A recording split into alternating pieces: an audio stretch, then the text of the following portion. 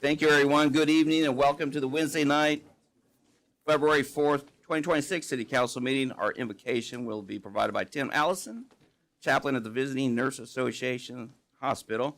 Please stand for the invocation and please remain standing for the Pledge of Allegiance.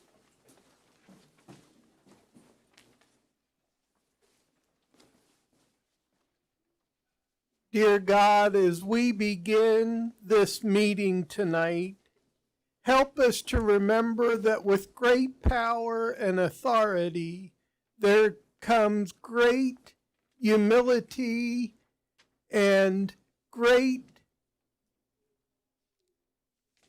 belief that you are the divine authority.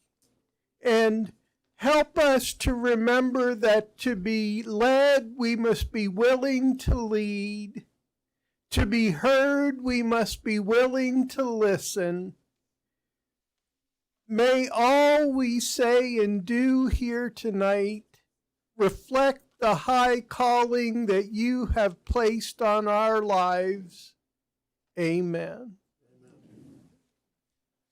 I pledge allegiance to the flag of the United States of America and to the republic for which it stands, one nation, under God, indivisible, with liberty and justice for all.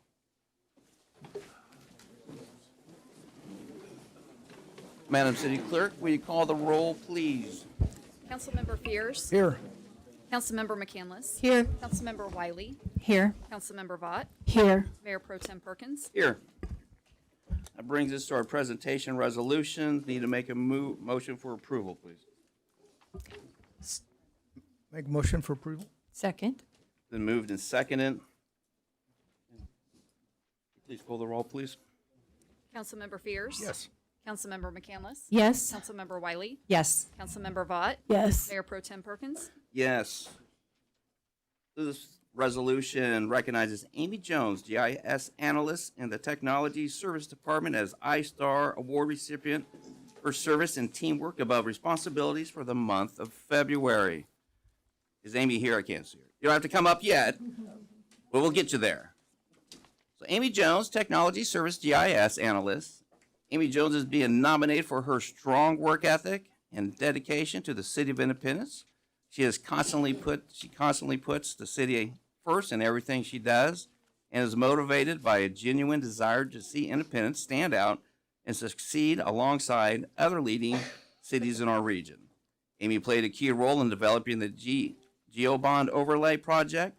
She thoughtfully designed and organized the system in a way that allows others to perform their work efficiently and effectively. Her behind-the-scenes contributions have helped ensure the project's success and demonstrate her commitment to teamwork and excellence. And I'll even add just a tad little bit. She has helped me a lot doing my maps over there in Fairmont and the CID over there. So thank you for that. Amy, come on up and let's get the reward to you.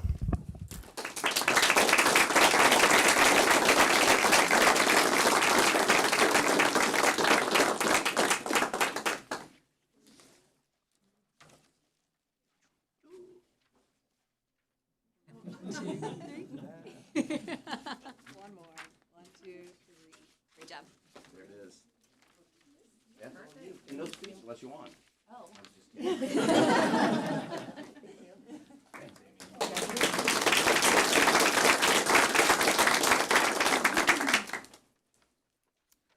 We are going to move things a little bit out of order. We're going to move citizens' requests to after the consent agenda. So I need a motion to move citizen requests to outside the.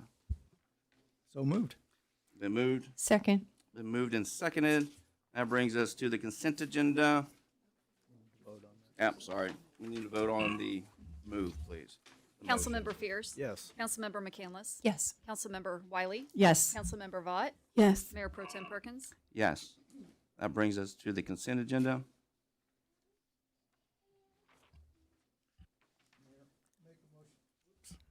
Make a motion to approve the reports and recommendations of the city manager.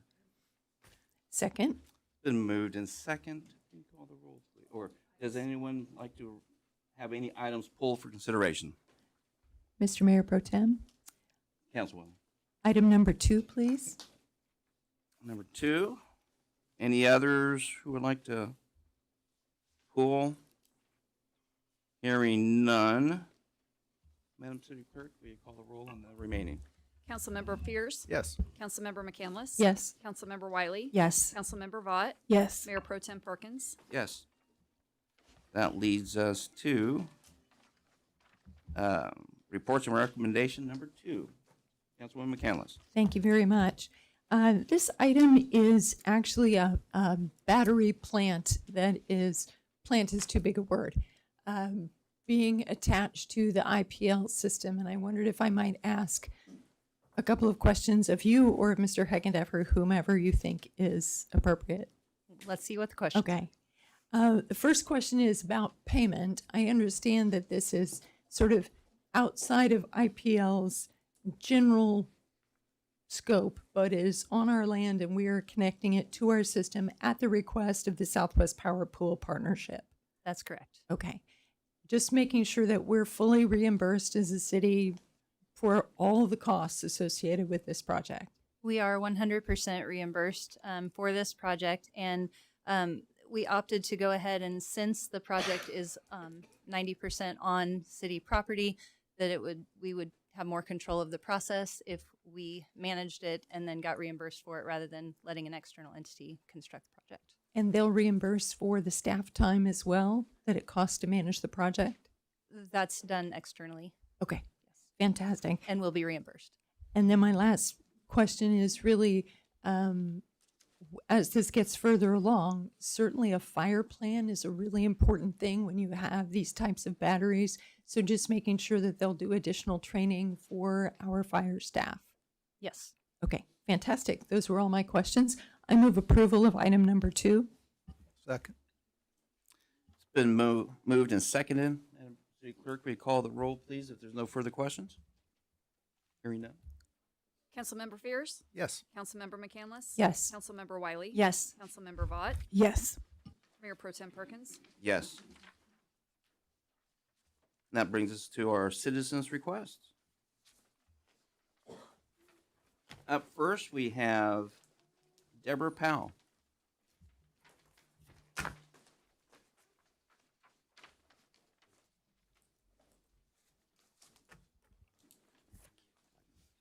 Good evening.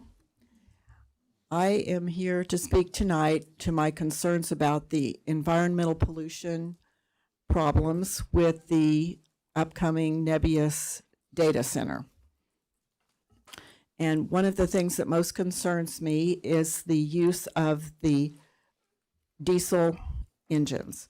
Diesel combustion is one of the dirtiest forms of generation. It is only supposed to be used for emergency use. However, many data centers will say that possibly it's peak usage time and they need to use these so-called backup generators more and more often. And it can end up being a major source of pollution in the local environment. Diesel exhaust contains over 40 toxic air contaminants, including benzene, formaldehyde, and black carbon. These are all linked to cancer and heart and lung disease. Also, there is a turnover necessary in the components for these diesel engines every 2 to 3 years, and this generates large volumes of hazardous waste in the environment. As far as mitigation for these issues, some data centers have alternative backup power solutions, such as battery storage, cleaner diesel alternatives, or natural gas. And then another concern is the water pollution aspect.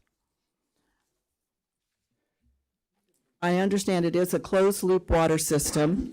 However, they will need to add chemicals such as biocides, phosphates, corrosion inhibitors, and possibly glycol to their water. And periodically, they will have to have a system flush out, partly or totally, for maintenance. And this could release these toxic chemicals into our municipal water system. There also could be accidental leaks.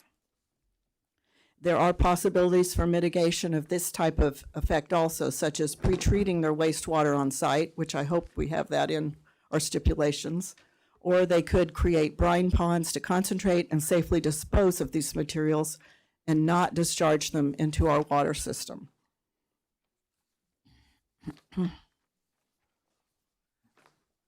We need a data center citizen advisory committee to provide some scrutiny, as well as the scrutiny by the city, over the environmental pollution mitigation for this center.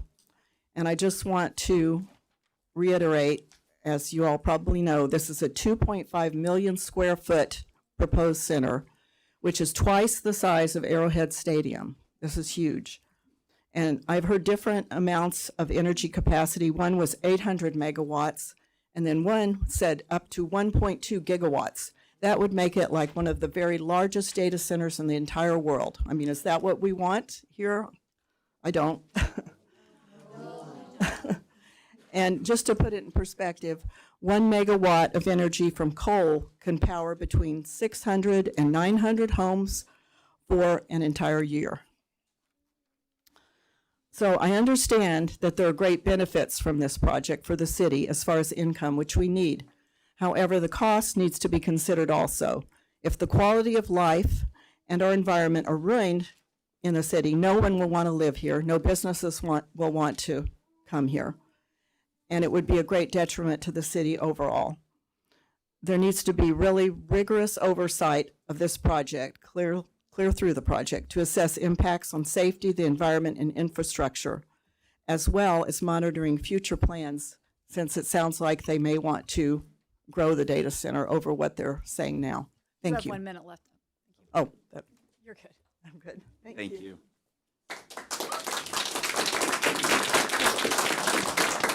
Chase Philpott.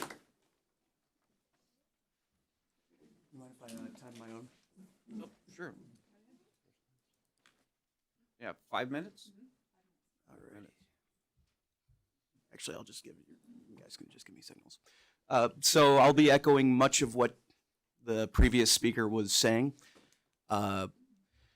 Unfortunately, a lot of citizens here in Independence, we feel like we haven't been not necessarily properly represented, but communication, the burden of communication hasn't been fulfilled. There are concerns not only about the environment, but also local economy. One of the ones that I hear a lot is, of course, the water, how much water it's going to take, use, and how much it needs to be filtered. Another one that I've heard about is noise and light. And while we can be given a thinly veiled glove of confidence from a company that none of us are affiliated with, there is some concerns in that we may not be able to trust what they are telling us.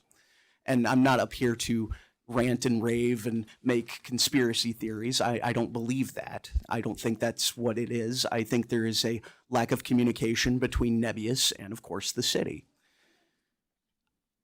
We here, you know, I'm not up here to rant and rave and say that, oh, this is wrong, it's terrible, all of this. That's not what I'm here for. What I'm here for is to say we don't feel like we've been properly told every single detail.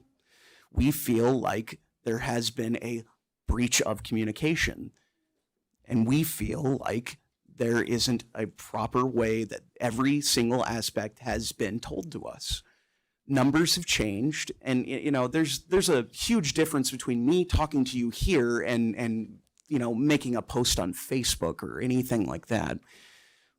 What we're trying to achieve here is we don't think we have that.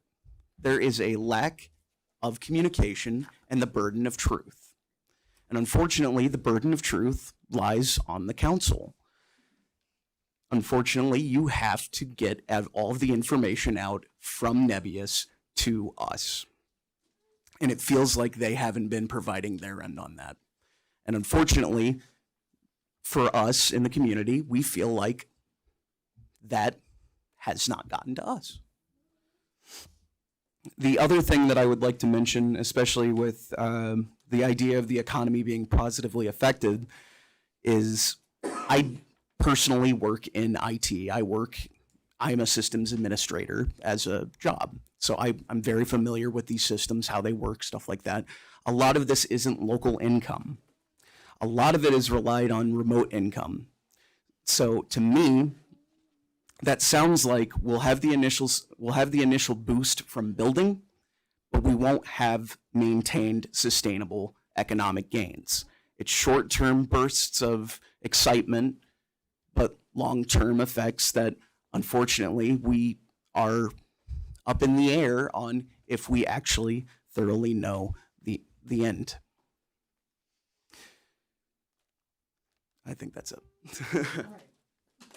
Thank you.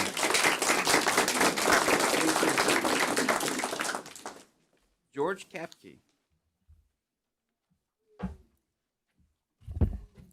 Good evening. I stand to oppose the rezoning of the property on Lee Summit Road to a PUD multifamily development. The highest and best use of that property is single-family residence, just like all of the neighborhoods around it. Single-family residence with basements and garages. The proposed development, labeled as a senior development, is labeled that way to hide its true identity. 1,250 square feet with no basement and no garage is subsidized housing. That's what this neighborhood will be in 5 years. The senior designation comes from the Housing Administration. It carries no enforcement and no weight. The city will have no ability to enforce it under any circumstances, and it's easily waived by the applicant. We can't fill it up with seniors. We can put anybody we want in there.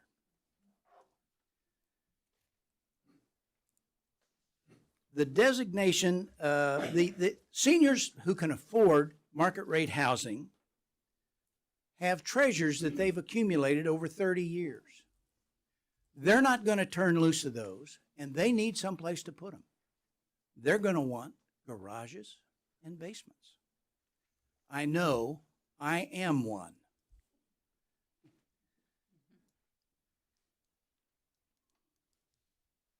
Seniors are not going to walk 2 blocks to a parking lot for their car.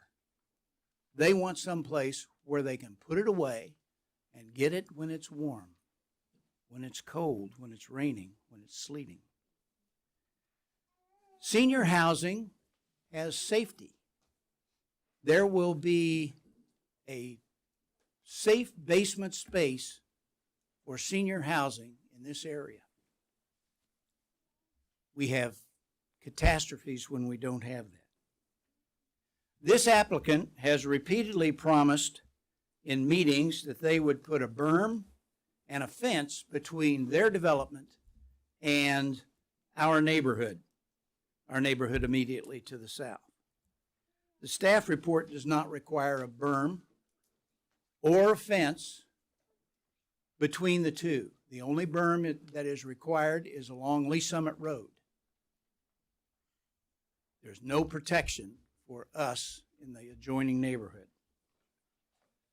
This applicant has been a landlord for a single-family residence on this property for some considerable length of time.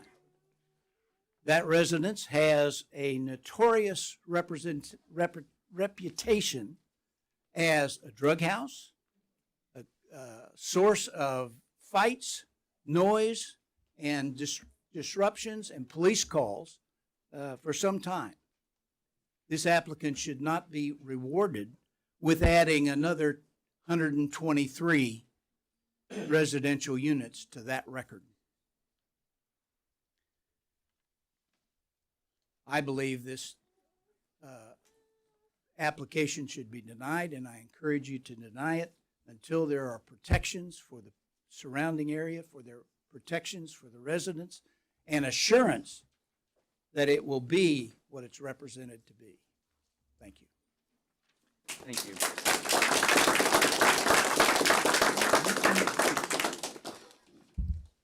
Steve Willer.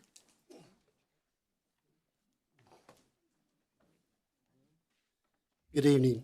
My name is Steve Weller. I live in Drone Farm. I've lived there for 20 years. And when I purchased my home, the builder told me at the time that, and I asked what's going to be built behind us. And he said, well, it's either going to be a church or it's going to be a school. Well, I'm just curious if the will stated when they got the property, because it was donated to them, if that will, first of all, stated if it has to be a church or it has to be a school. Because if not, then that negates anything they want to do. But anyway, I actually second what Mr. Napke's saying, because I'm concerned about them not taking care of the White House that's on that property. And I've asked several times, if you can't maintain that house, how are you going to maintain 123 units? I've never received an answer, and there has been several police calls there. There's records of that. My concern also is what George mentions, is I think what should go in there, single-family homes with basements and garages. You put these units in there, none of them have garages, you have more cars, you got cars parked in the streets, you got lights, you got noise. And then also, my concern is like George mentions, who's going to make sure that they enforce what they're saying they're going to enforce? I don't know of any guarantees. And that's a huge concern for us to live right behind. I mean, my house literally is 20 feet from the property line. I'm concerned about having some foliage there, because I really don't want to look at that all day long. And another concern is who's going to make sure that when they do rentals, if they're going to do background checks so there's not felons and pedophiles and such moving in across from the school. I mean, right across the street's the elementary school. And then in Independence, I've seen numerous places that were built that were really beautiful apartment complexes. 5 years, 10 years later, they're all Section 8 housings. They're dumps. I mean, I got plenty of, here we have the Oval Springs, used to be the Larkspur. It's all Section 8. Now it's a dump. My brother used to live there. We have Stony Brook East, Hawthorne Place, Independence Tower. It's always on the news. Those were all nice places at one time. Nobody enforces these apartments and these so-called senior housing and then just do whatever they want. They sell the property, the people that buy it, they don't maintain it. And it's a concern of ours, because to me, if you don't maintain it, and everybody says your value of your houses aren't going to go down. I disagree with that.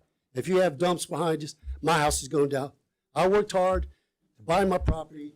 Actually, I had to pay more money to be on that side. So I oppose it as well. And let's see here.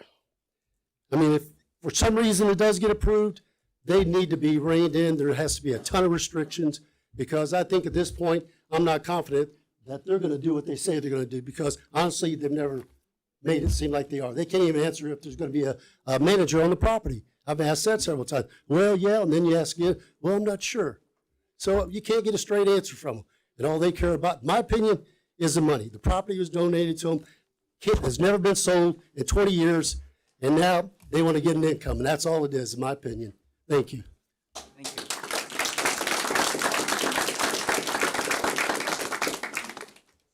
Valerie Barn.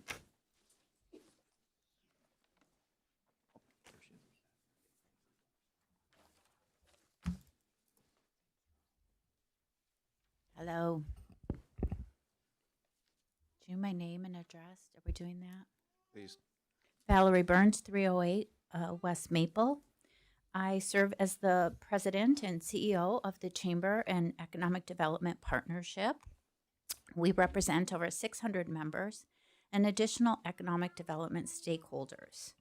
First, I'd like to say thank you for approving the Community Engagement Committee to fulfill the need for transparency and communication on the Nebius project. I know that's been one of the conversations here tonight, is about the transparency, and that Community Engagement Committee will serve to fulfill that need. As part of the team representing economic development, I remain grateful for the ongoing dialogue with the city and Nebius.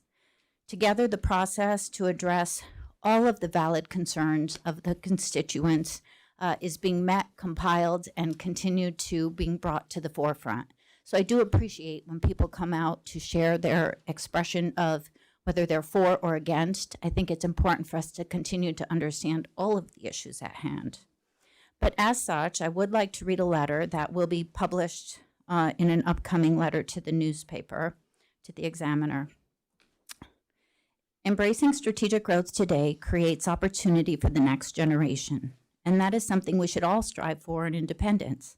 Our city deserves thoughtful development that invests in our community, builds critical infrastructure, and advances a shared vision of prosperity that keeps our local economy resilient and competitive into the future. As we look ahead, projects like Nebius, recently proposed AI factory, have the potential to play an important role in our continued growth and success. In an increasingly technology-driven world, welcoming innovation while ensuring it aligns with community values will be essential to Independence's long-term vitality. Nebius selected Independence because we are a city prepared for this level of development. We've done the forefront work. Representing a multi-billion-dollar commitment, the project could bring hundreds of skilled high-tech jobs to our community while supporting local contractors, an increase in restaurant revenues and service providers. Equally important, this project represents an opportunity to invest in our future. With the potential to generate millions of dollars in new tax revenue for our schools and our city, this development can shift the trajectory of our community, and I don't know if that impact is fully understood. With a stated commitment from the company to partner on STEM and AI learning initiatives, this development could help strengthen our schools, expand workforce readiness, much needed, I might add, and create pathways for local students to succeed in emerging industries. The Independence Chamber of Commerce and the Independence Economic Development Partnership recognize that projects of this scale understandably raise questions and concerns. We believe it is our responsibility and our sincere desire to work collaboratively with city leaders, residents, and Nebius to ensure this development is pursued thoughtfully, transparently, and in a way that maximizes benefits for the entire community. Beyond its direct economic impact, this project sends a meaningful signal that Independence is open for business and ready to compete for high-value investment while remaining committed to responsible growth and community partnership. This development aligns with our city's long-term vision, as noted in our master plan. By engaging constructively and planning carefully, we have an opportunity today to leverage this investment for the greater good, strengthening our economy, our workforce, and our competitiveness in a rapidly evolving digital world. Change can be challenging, and growth is often uncomfortable. But with collaboration and shared purpose, progress can benefit all. Thank you. All right, we have one more speaker left. Francis Albina.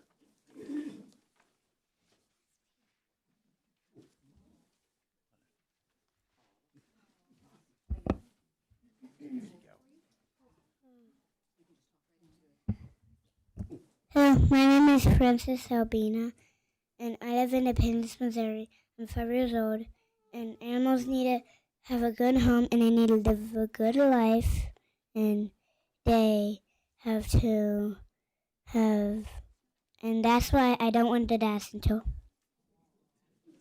Thank you. Thank you, Francis.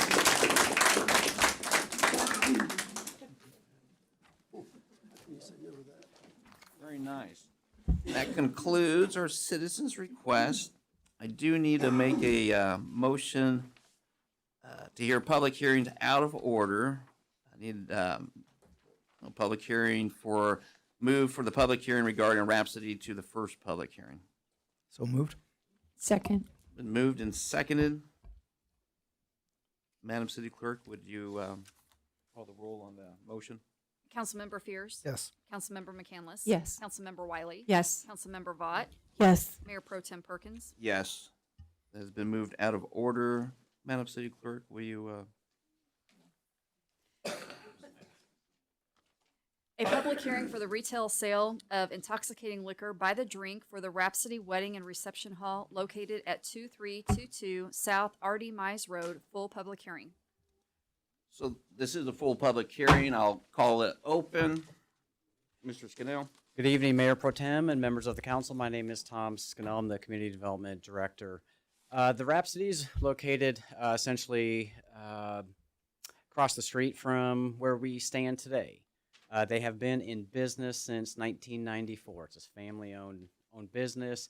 It's gone through some recent ownership change. The one of the kids is taking over ownership of the family business and is going to continue to operate it as the Rhapsody Event Center. So the space will continue to operate as such. Will be an event hall for weddings, receptions, etc. The only change being that they will be providing selling alcohol to those who rent the event space. And so they are seeking a retail selling of intoxicating liquor by the drink license so that they can do so. We do have a couple active liquor licenses within 1,000 feet of this location. We have the Quick Trip located at 291 and 23rd Street. We have Phoenix Nail Lounge as well as La Fuente. And then we have Minsky Pizza, which is located essentially to the south. This liquor license does require city council approval because there is a church within 300 feet as well as residential zoning within 300 feet. That concludes staff's presentation, and we're available for any questions. This is a full public hearing, so if there's any person that would like to speak for or against, now is the time to come forward. Anyone who wants to speak for or against? Hearing none, I will call this public hearing closed.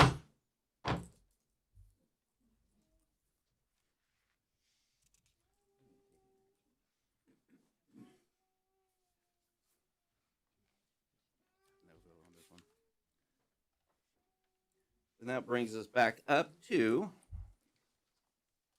public hearing for the application to rezone the properties located at 26110 and 2612 South Lee Summit Road from C1 Neighborhood Commercial and R6 Single Family Residential to R18 PUD Moderate Density Mayor Pro Tem, Residential Plan Unit. before we get into that public hearing, we do need to, the council does need to take action on the liquor license.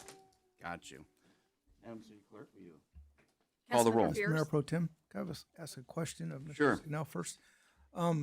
Just a question. So the Rhapsody would only be selling to the patrons who, are using that facility, and it wouldn't be open to the general public or anything, just the people who are using that Correct. facility, correct? Correct, yes. Okay, that's why I thought that was the case. I just wanted to double check. Absolutely. Thank you. And Mr. Scannell, have you had any concerns from the church next door? We have not Okay. had any calls from any of the those within the notification area. Thank you. Any other questions? Madam City Clerk, will you call the roll? Councilmember Fears. Yes. Councilmember McCandless. Yes. Councilmember Wiley. Yes. Councilmember Vaught. Yes. Mayor Pro Tem Perkins. Yes. Ordinance carries. Now that lead brings us to public hearing for the application to rezone the properties located at 26110 and 2612 South Lee Summit Road from C1 Neighborhood Commercial and R6 Single Family Residential to R18 PUD Moderate Density Residential Plan Unit Development. New information only. Mr. Aurora. Thank you, Mayor Pro Tempt, members of the council as well. My name is Rick Arroyo. I'm the Assistant Community Development Director here at the city. So this rezoning application was actually considered by Planning Commission back in July 12th of 2022. The project at that time did not receive a majority vote from the Planning Commission members. Obviously today this is being brought up again. For today's meeting, this rezoning will take a property currently zoned C1 and R6 to R18 PUD for the purpose of a proposed age-restricted multifamily development along Lee Summit Road across from Glendale Elementary. Staff did receive a protest petition. The protest petition after, you hear me? The protest petition after review was actually only at 25.7%, so it did not meet the 30% threshold. And with that, I have no new information to provide. Any questions for Mr. Aurora? Councilwoman. Thank you. My understanding is that there was a request by the Planning Commission for increased vegetation to divide the single-family homes from these. Is that part of the planned? So there were discussions about that at the meeting. The plan that you have before you today, I don't believe directly included anything additional, but those were discussions that were had at the Planning Commission. I know that was the suggestion of the chair.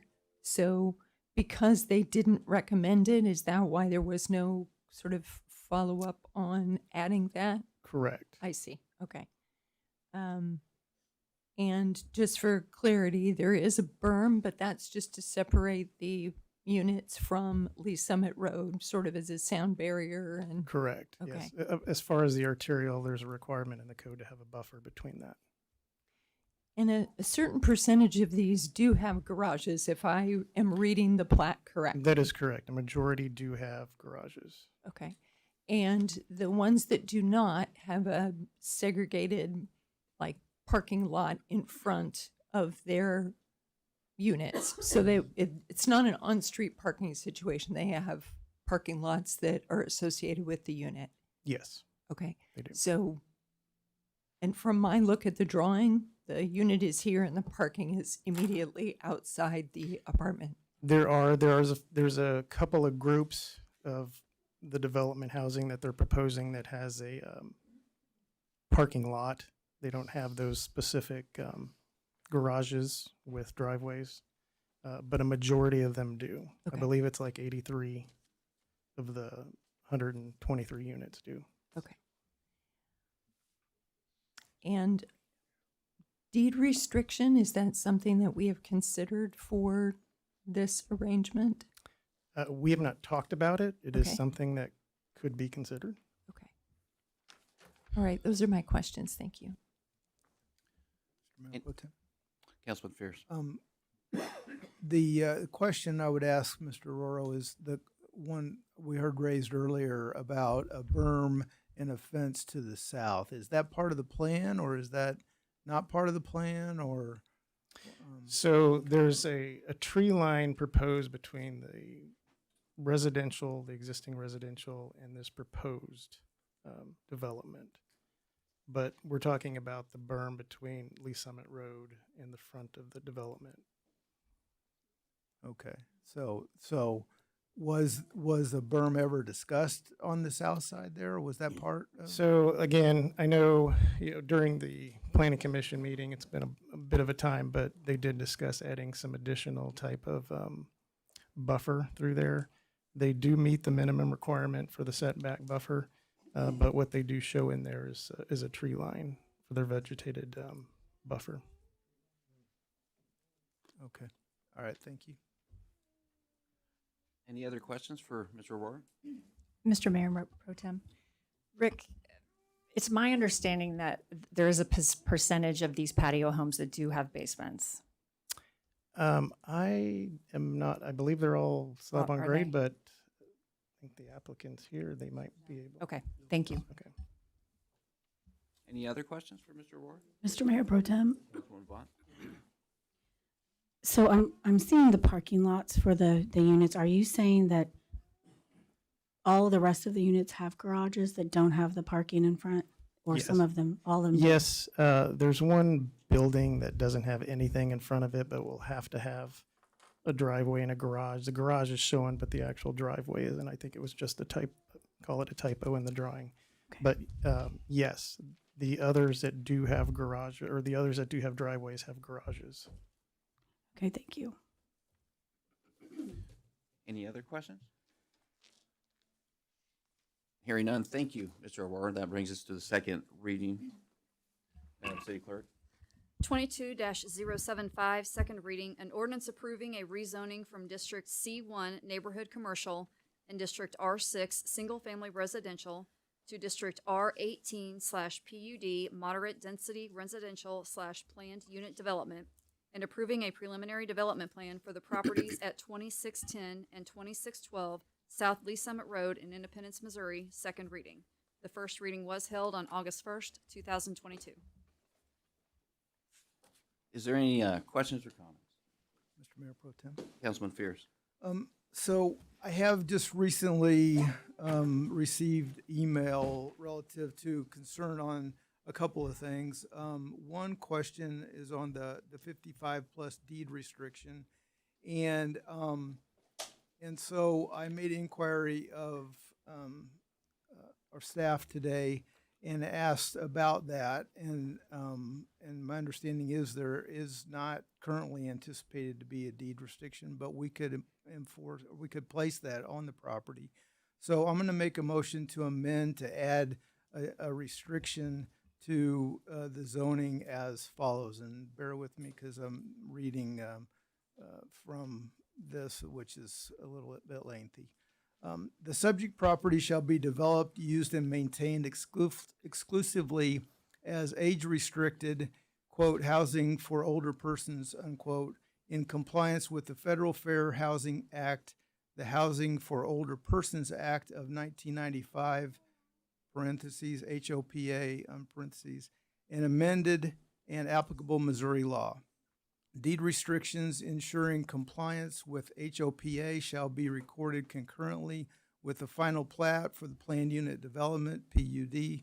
Such restrictions shall limit occupancy to persons 55 years of age or older, consistent with 42 USC section 3607B and all applicable federal and state regulations. And if I receive a second, I'll speak to that. Second. Been moved and seconded.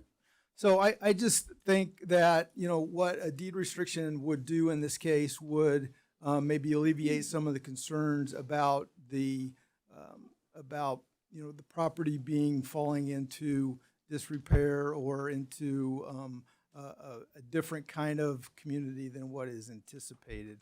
And so that's the reason for this particular motion. That's all I have.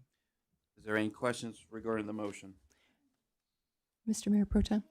Councilwoman? So my understanding is a deed restriction says that should this property be sold to someone else, they will have to abide by the restrictions on the property so that they too would have to abide by the 55-year restriction. Is that fair, Mr. Cover? Yes, that's fair. Okay. Thank you very much. Any other questions regarding the motion? Hearing none, can we, Madam City Clerk, will you please call the roll on the motion? Councilmember Fears. Yes. Councilmember McCandless. Yes. Councilmember Wiley. Yes. Councilmember Vaught. Yes. Mayor Pro Tem Perkins. Yes, motion carries.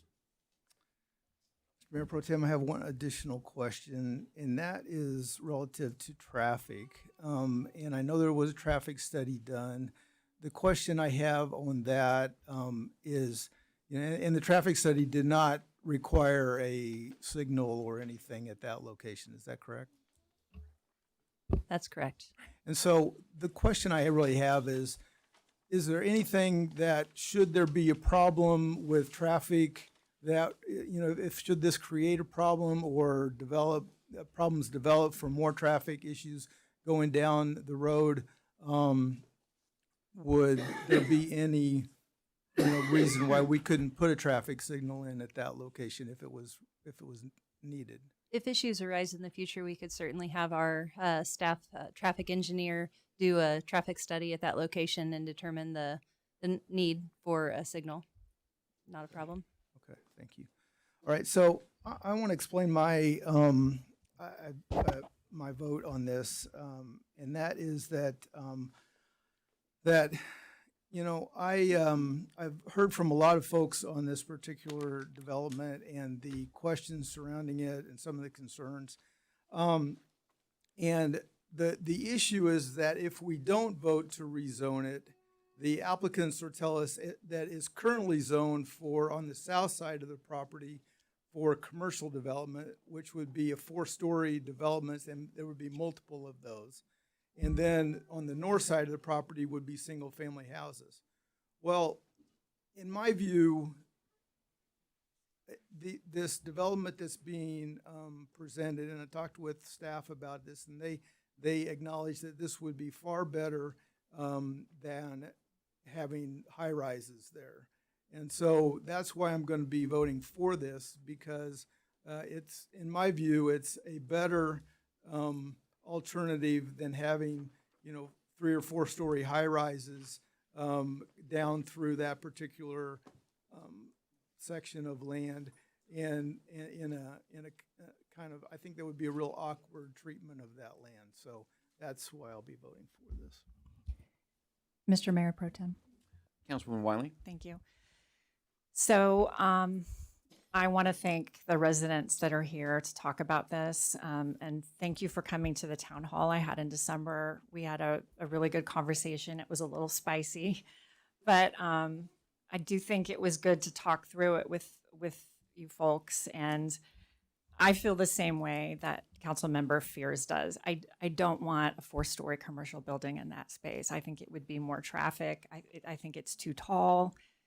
And I do think these patio homes are a better use of that land. And what I'm committed to is keeping the dialogue going between the folks around the land and the Inglewood Church, so that we can talk about concerns as they come up. But I do think my other concern is if the commercial building goes up that's already zoned, it won't go to planning, it won't come to us. And so I would like to, I think this is a better solution for this land. And that's my thoughts on this. Thanks. Councilwoman McCandless? I'm actually going to move to postpone this for 2 weeks so that the questions that were raised in Planning Commission can be addressed with either a plan for a berm, a fence, increased vegetation, some plan that gives a better separation between the two properties. And so my motion is to postpone this for 2 weeks before we can hear a different set of recommendations or any set of recommendations from planning. I'll second that. Been moved and seconded. Any discussion?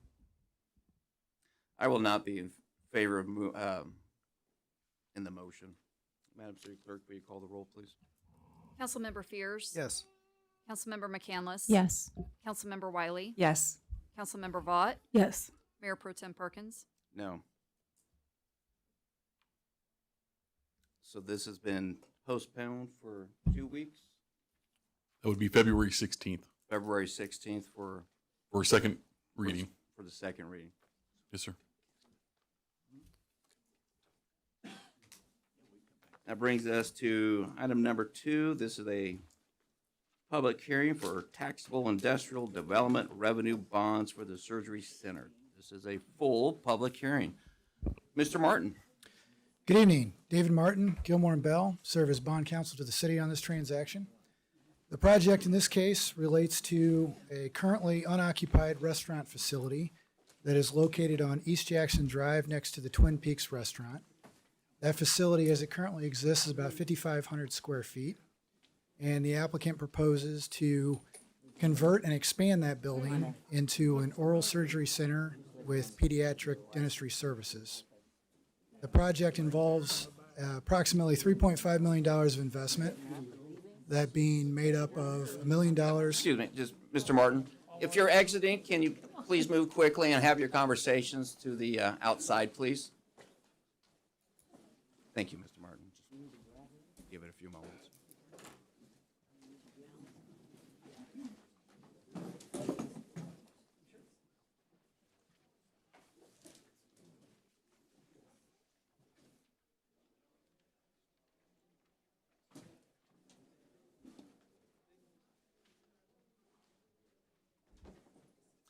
Thank you, Mr. Martin. Mr. Veed in the back room, can you shut the door once? Thank you for there. Appreciate it. That'll work. Thank you, Mr. Martin. Okay. So the investment is approximately $3.5 million, and it's made up of $1 million to acquire the existing facility and then $2.5 million for the expansion and the improvements necessary to convert it to the intended use. The abatement that is described in the plan is made up of two components. One is real property tax abatement over an 11-year period that's supposed to be the project plus 10. It ends up being about 48.5% of abatement over that total period and produces approximately $375,000 in savings to the applicant. And the second component is the sales tax exemption on construction materials, and that produces approximately $86,000 in savings. I'd be happy to answer any questions on the plan. If not, we do need to allow for any taxing jurisdiction representatives present to speak either for or against. Any questions for Mr. Martin? I will make this a full public hearing for anyone who needs to speak for or against any public taxing jurisdiction. Seeing none, then I will call this public hearing closed.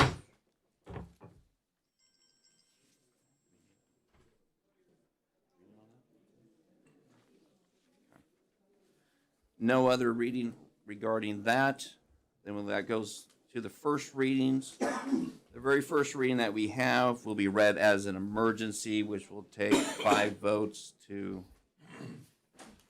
move forward. Madam City Clerk? 26-008, first reading, an ordinance authorizing a contract with the State of Missouri Public Safety to provide financial assistance for the state and local cybersecurity grant program and declaring an emergency, first reading.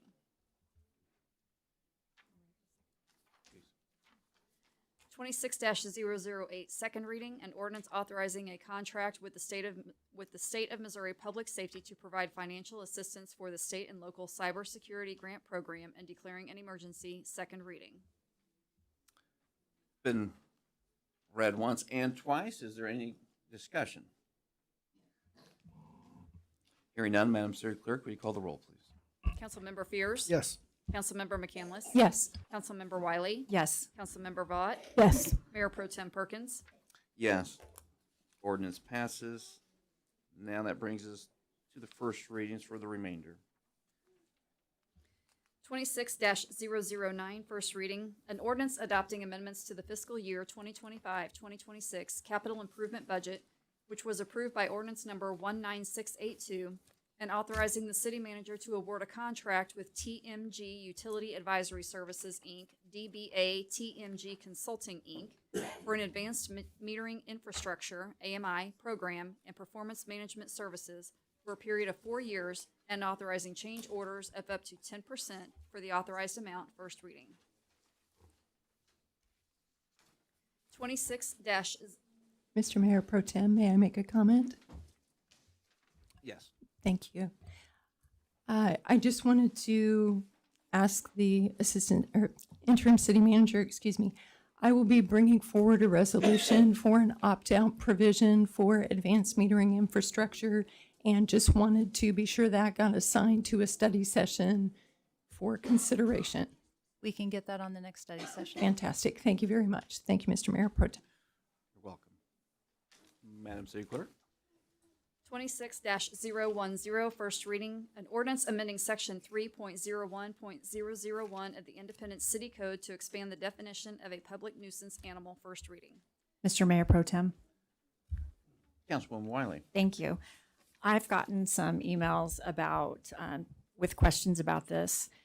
Ordinance 26-010 updates section 301 of the Independent City Code, expanding definition of a nuisance animal. Just so everyone knows, under this update, an animal may be considered a nuisance if they repeatedly and without permission are loose on a property other than their own.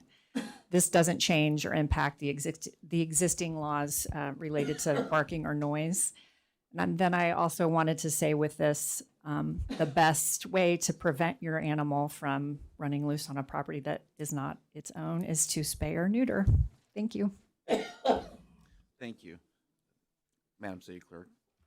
26-001, first reading, an ordinance creating section 12.06.021 of the Independent City Code for the prohibition of non-consensual dissemination of private sexual images, first reading. 26-012, first reading, an ordinance creating section 12.06.022 of the Independent City Code for the prohibition of threatening the non-consensual dissemination of private sexual images, first reading. 26-013, first reading, an ordinance approving a plan for an industrial development project for the Surgery Center project, authorizing the City of Independence, Missouri to issue taxable industrial development revenue bonds in a principal amount not to exceed $3,530,000 and authorizing certain documents and actions in connection therewith, first reading. 26-014, first reading, an ordinance approving a rezoning from District C2 General Commercial to District R12 Two-Family Residential for the properties located at 724 and 726 North Nolland Road, first reading. 26-015, first reading, an ordinance approving the cooperative agreement among the City of Independence, Missouri, the Blue Ridge Crossing East Community Improvement District, and MBS Mall Investor 98 LLC, first reading. 26-016, first reading, an ordinance amending Chapter 4, Article 11, Landlord-Tenant Code, and Article 15, Rental Ready Code of the City Code, first reading. That concludes our first reading. That goes to council member comments. Councilman Fears. Thank you, Mr. Mayor Pro Tem. Appreciate that. I'm sure all of my colleagues, I've gotten a number of emails and phone calls and text messages and other kinds of messages relative to the proposed data center. I just want to make a couple of comments. A couple of us were able to meet with Nebius today, and they have made available, and just today, opened up a new website relative to what's being proposed. And so I'm just going to tell you what that is. It's nebius.com/independence. And it has a lot of detail on there, actual details relative to what is being proposed. Now, the other thing that I would just want to remind folks about is that what we will be voting on will be a Chapter 100 ordinance, and that has nothing to do with, it doesn't dictate the use of the land. And I just want to, make that statement, that is about taxes and tax abatement. And so that's important for people to understand as well. There's going to be more conversation as time goes along on this, obviously, but I did want to mention the website because I think that hopefully will help answer questions and make information available. So, thank you. Thank you. Councilwoman Vaught. Thank you, Mr. Mayor Pro Tem. I have nothing tonight. Councilwoman Wiley. Thank you, Mr. Mayor Pro Tem. The only thing I have tonight is information on a 3rd District Town Hall that I am hosting, February 28th at 10 a.m. at Gudgel Park Community of Christ. Mostly talk about 3rd District stuff, but anybody is welcome to attend if they're interested. That's all. Thank you. Councilwoman McCandless. Thank you very much. You might have noticed that some of your electric bills have been estimates instead of meter reads. That has caused some confusion and consternation as people may be getting a bill instead of for 30 days for 40 days. And so that obviously is going to be more expensive. Our meter readers come back and catch that up so that you get an accurate reading. If we paid too much, then they correct that. If you didn't pay them enough, then you'll have to catch that up. It's one of the reasons that we're talking about advanced metering infrastructure. We've been talking about it for many years. We're one of only 20% of the nation who doesn't use AMI, but that is a quick way for the system to be able to see exactly how much energy you use, and that way your bill is immediate and accurate every time. It also lets us turn on and shut off systems quickly. If police or fire have to go to a home, we can shut the electricity off without sending a crew out to do that. And when there's an outage, we know it right away. So I just want you to know that we hear your frustration about the estimated readings, and then we're working hard to come up with a good solution for that. The other is always a shout out to the parks for doing some of the maintenance and upgrade work on a couple of our playgrounds. So you may see people with equipment there, and I just want you to know what that is. Appreciation to the fire folks for inviting us today to a very nice ceremony for promotion and for welcoming new recruits. And they welcomed 20 new recruits, and we'll be having a second class coming in to be recognized in March. So thank you for that. Point in time count was held last week. That is how we reach out to count people who are living on the streets. That helps us have an estimate of the amount of work ahead of us, as well as helps us secure federal funding for trying to rehouse people so that they are not living on the corner at the end of your block. So there's a lot of work that goes into that. I appreciate the not-for-profits who do that work every year. I did have the privilege of visiting with the mayor from Matlas, Finland, which is where one of the Nebius centers is located. They've had them there for 10 years. It was an opportunity to find out what their experience has been like, what kind of information they got at the beginning. Did that hold through? Did they keep their word? Were there any surprises? I was happy that they felt like that had been a very good investment for their community. It is smaller than the one they're putting in here, but when I asked the mayor, can you tell me about noise? He said, what noise? And I said, well, noise from the center. And he said that has not been an issue of any kind. The biggest worry that his residents had was worry that their rates would go up for electricity, and they have been stable since the center was put in. So at least that gives us some real world experience with the data center. My last item is that we're still in the process of city manager interviews.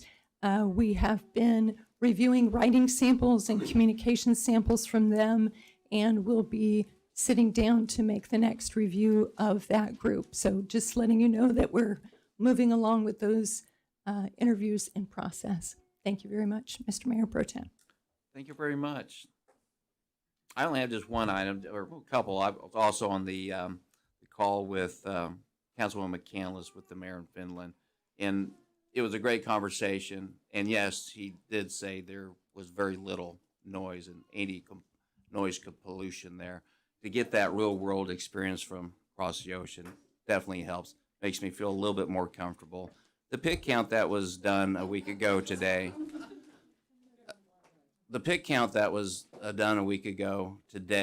this is very important, as Councilwoman was talking about. Also, one of the notes there, we had a silver alert for a day or two previous to that, and one of the pit count teams was able to find and identify that person. So it actually worked out very well for that. That's all that I have. Ms. Reynolds, do you have anything this evening? Nothing this evening. Thank you. That's perfect. And that concludes this evening's meeting. Thank you for coming tonight.